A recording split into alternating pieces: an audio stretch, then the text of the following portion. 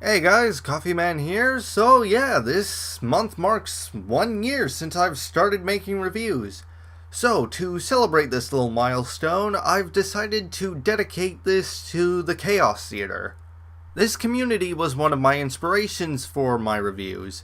So to properly thank them, here's a relaunch of an old series that was originally made by a friend of mine, now showing at the Chaos Theater.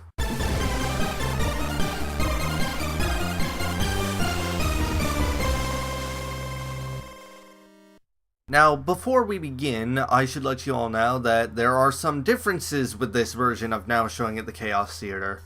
Unlike the original that had 3 categories, this one has 6 categories. These categories are countdowns, reviews, let's plays and commentaries, music submissions, other videos, and art. So, with that quick explanation out of the way, let's begin!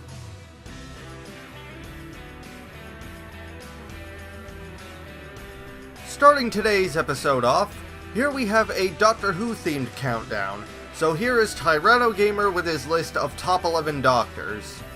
Warning, this video contains an American guy poorly attempting a British accent. Viewer discretion is advised. If you are British, we sincerely apologize for the inconvenience.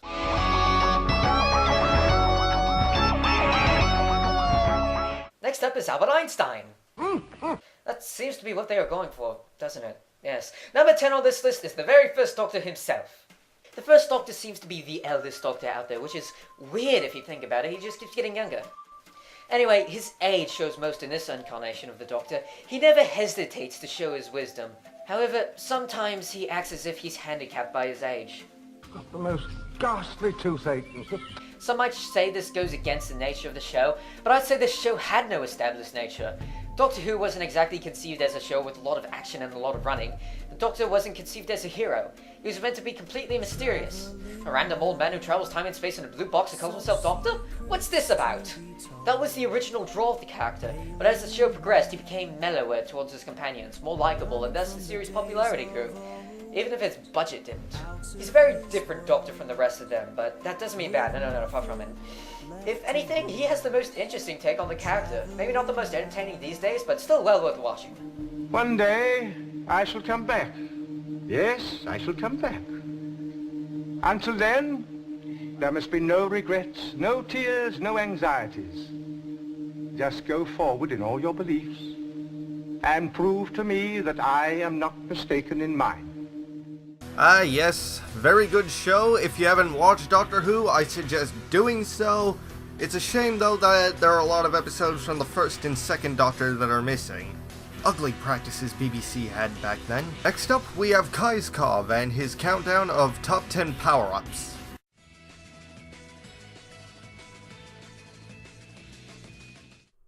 One series that is all about power-ups is the Metroid series. In here, you can find all sorts of power-ups that, why am I even trying to build up this entry? You already know that it's a screw tag. Screw tag.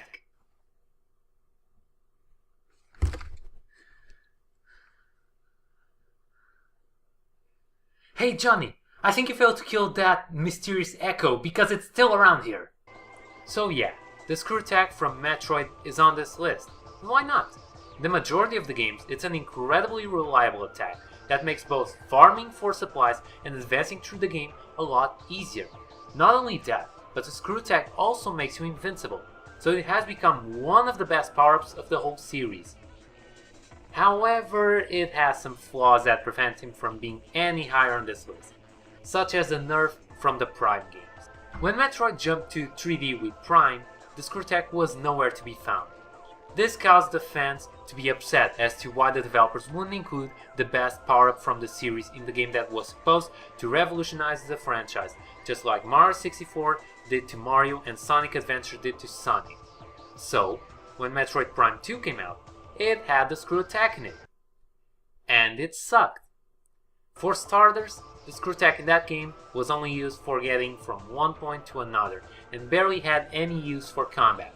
Yeah, you could still hit enemies while in mid-air, but the game didn't allow you to steer directions, so hitting an enemy like this is near impossible. Poor screw tag.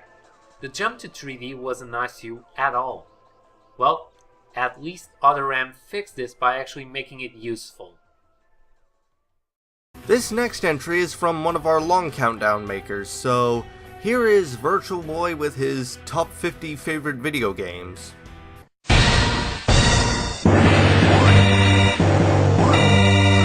Mother 3 is a very, very interesting game. Like Pokemon Mystery Dungeon 2, it seems rather harmless. However, once you get past the incredibly cute exterior, you find a dark, depressing game. The story revolves around a family whose lives are being ruined by the invasion of wan-wearing pig masks. Their sons, Lucas and Klaus, are separated, and the mother, Hinawa, dies from a fatal bite from a Drago. After that, Lucas finds a unique cast of characters and faces off against the ultimate foe, who I won't spoil. The main reason this story works so well are because of the multitude of morals present throughout the story. Some of these morals include nature versus technology, shown in the very text on the title screen, and the importance of family. The nature versus technology theme is the main theme of the game, as the first 3 chapters of the game are very laid back and very much run by nature. No currency system and very little technology, a very laid back way of living life. However, once the pig masks take over, the Nowhere Islands become much more technologically based. However, this overcoming of technology ends to the world ceasing to exist.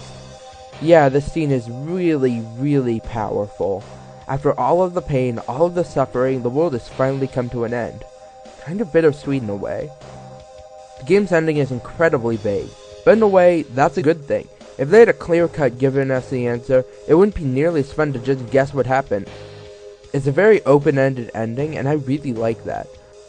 Moving on, the gameplay of Mother 3 is the very definition of great. It seems like your standard turn-based RPG, but Mother 3 has one tiny mechanic, one little thing that pushes it to be the best gameplay of the Mother series. And that mechanic would have to be the rhythm battles. You see, in battle, you can press buttons to the music to pull off combos of 16 hits. This makes combat fun, less boring, and really taps into your musical abilities, or lack of musical abilities in my case. But for the most part, the gameplay is standard RPG fare. Walk around, defeat enemies, fight bosses, and move on to the next chapter. Speaking of chapters, the 8 chapters in this game are all in all varied, unique, and a ton of fun. True, Chapter 3 is pretty weak, but man, Chapter 7 and 8 more than make up for it. Mother 3 is my favorite set of characters out of any game ever. Lucas, Duster, Kumator, Flint, Klaus, Hinawa, even Boney. Now look, I'm not about to go and make top 10 dogs in video games, but I can assure you Boney would be very high. Nearly every character in this game is well written, likable, and even if they aren't likable, they were written that way intentionally. Speaking of the writing, Mother 3 is some of the best writing in all of history. Aside from the sad moments, Mother 3 has some very well-developed characters, humorous dialogue, and a long flowing narrative, and to think it was all written by one person. The sprites are some of the best ever. Not so much for the detail of their design, but for the detail in their animation. Every sprite has a ton of frames, and for the most part, the sprites are bright and colorful, but dark when they need to be. On the other side of the presentation, we have the music, which might be better than the sprites. Every track ranges from bright and colorful to intense to depressing and moody. My favorite tracks in the game include the final boss theme, Fire, and It Is Finished. Oh, and the credits theme, and the Chapter 5 boss theme, and the theme of love, and Facade's little jingle is nice, and... Okay, next topic. One thing I love about Mother 3 is all the detail that was put into this game. For example, when a character uses PSI in a cutscene, they lose some PSI points. Or how about walking on different surfaces, changing on the walking sound effect? It's really the little things that make Mother 3 such an experience, and that's how I describe Mother 3, an experience. It was honestly a game I could look back on and say I was glad I played. After finishing Mother 3, I felt a series of satisfaction I rarely get in games, and that's exactly why I love Mother 3, it's satisfying. It just feels incredibly rewarding to defeat enemies and save the Nowhere Islands. To wrap things up, Mother 3 is an enjoyable experience, a fun game, and just a rewarding game that everyone should at least try. Props to you, Tomato.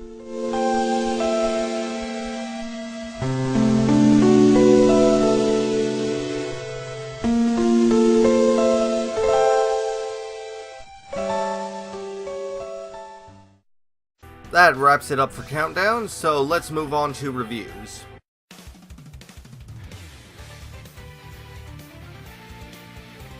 Araya Stark brings us a type of review we don't see very often, or, well, at least I don't see very often anyway. An album review of The Hands That Thieve. Let's take a look. Where to begin? This album seems rather different from their previous attempts. The production is stronger, there's a lot of dynamic variation, both between songs and within songs. The biggest difference though is probably how the album really ain't punk like the others. It's also a bit less ska, so much so that at points I want to call it mariachi rock. And my friend has described it as mariachi on speed, which is a surprisingly apt comparison for a few of the songs. Ska punk purists won't like this development, but I don't really feel that it hinders the album at all. It just took me a fair few listens, really, to realise this, because it allows for a slew of musical intelligence, with every single musician seeming vastly more skillful since their 2010 effort, 99 Songs of Revolution Part 1. And now for a game review. Cyborg Lucario brings us a review of LEGO City Undercover. Let's see what you've got for us. Okay, the first thing that people will notice is the long loading times, which irritates most people, but I never found it that irritating, because I seem to be a patient being, or that I expected it to be longer. At least it doesn't happen a lot.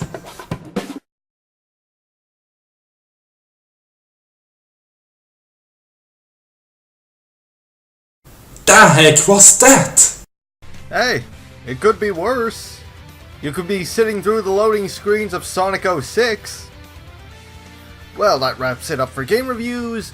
On to Let's Plays and commentaries.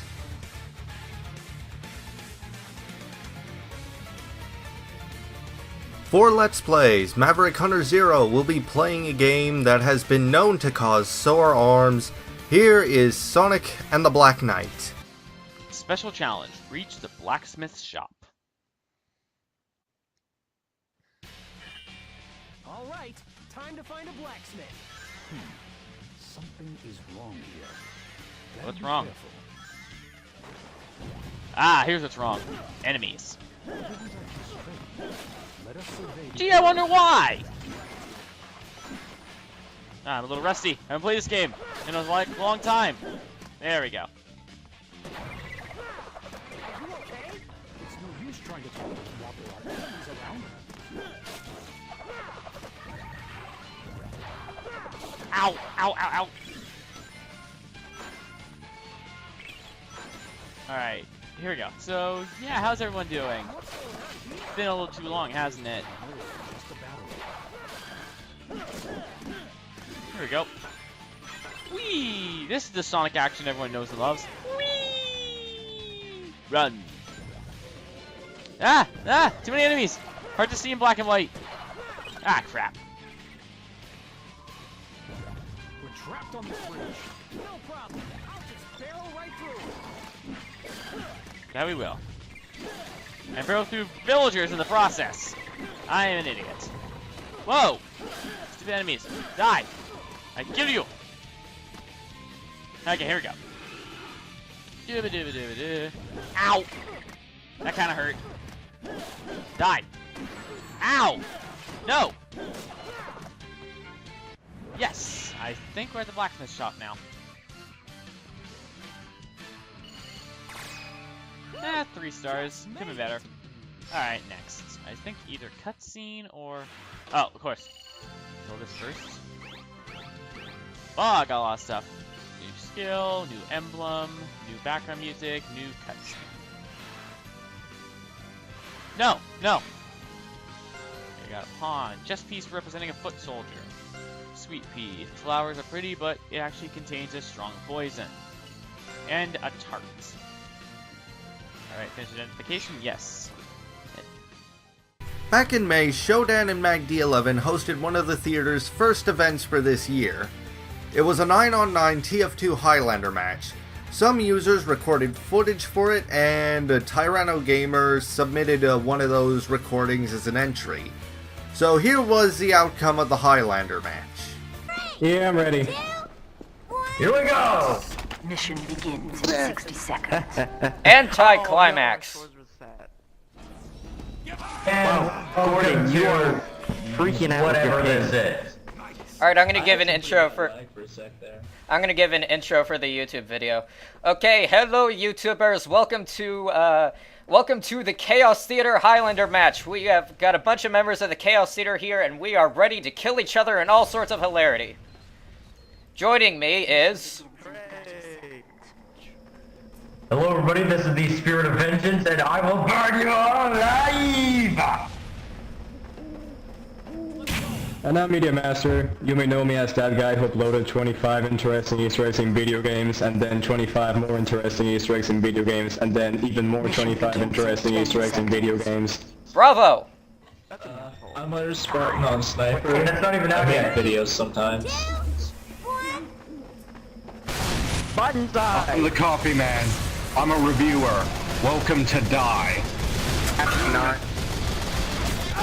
a Rationaria and I just play games. I'm the Avenging Human. I make intros in 144p, so I still get two sort of thingy. I'm number 9 Robotic and you don't know me from anywhere. And Our control point is being captured. too bad we don't have all talk on. Seriously? Yeah, that would be a shame.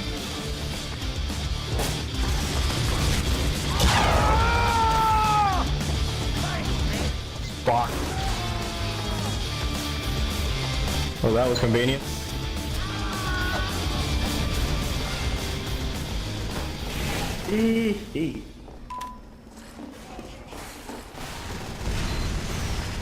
Just uncloak in front of everybody. We shoot you. It's shot.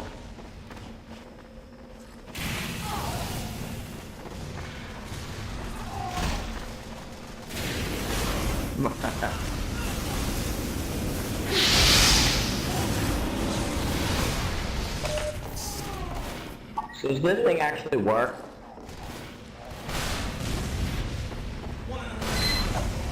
Oh no, Bonk Scout. Stand on the point.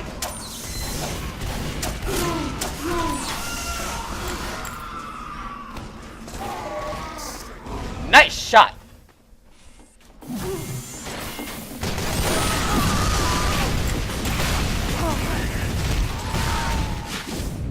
I think that one had a, what was it called, Dead Ringer?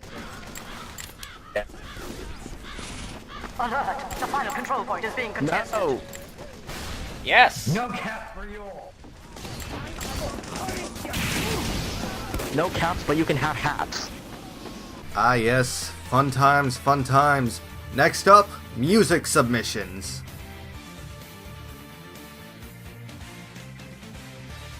For our first music submission, the Water Waka will be playing Castlevania's Bloody Tears on his piano.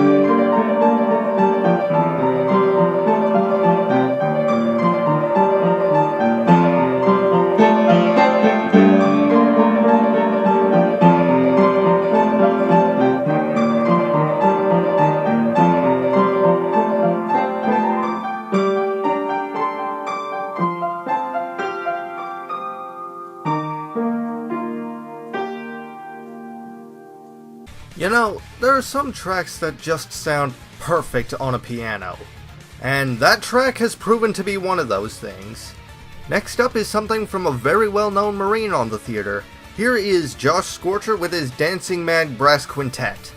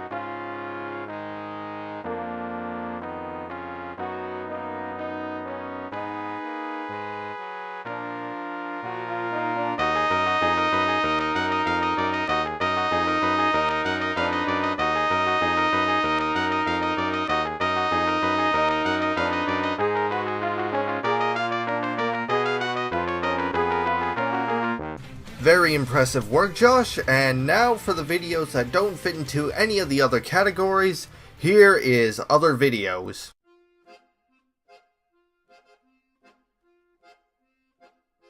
Oh, this first one is going to be a treat. Here is Loco Tony with hashtag oh boy. What you listening to, son? I don't think you like it. Well, why not? I like this new generation of music.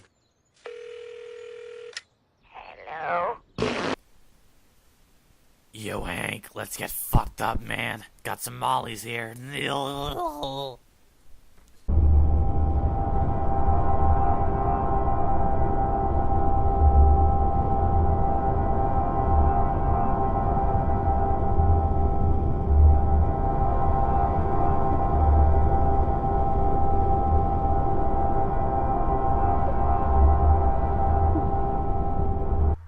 What the... I don't, On to the next video! This next one is for all the French speakers out there. From France, here is Yugnot and another entry to his series Epic Boss Battle Time. Let's see what you have for us, Yugnot. Oh, ça alors. La pièce de bateau que j'étais venu chercher est déjà là sans que je n'ai eu à affronter de boss. Quel coup de chance. C'est incroyable. Oh ça alors. C'était un piège. Quelle surprise. Le chimère royal est une version géante des chimères que vous pouviez rencontrer dans les niveaux bonus du jeu. Ceux-ci gardaient des sphères d'énergie, le chimère royal quant à lui protège une des pièces du galéronef que vous essayez de réparer.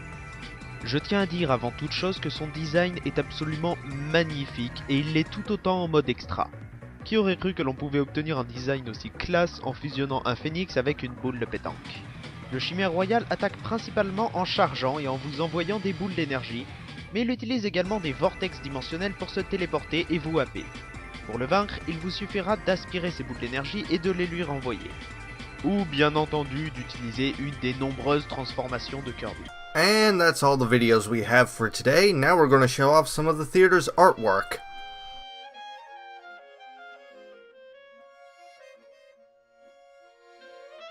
Both submissions for artwork is from iSugarB. This one is called Fashionably on Time, where she painted the 4 Poes from The Legend of Zelda Wind Waker. And in this one, she painted a corner of Metropolis from Ratchet & Clank Up Your Arsenal. And that concludes today's episode of Now Showing at the Chaos Theater. To appreciate the full works, please click the links down below.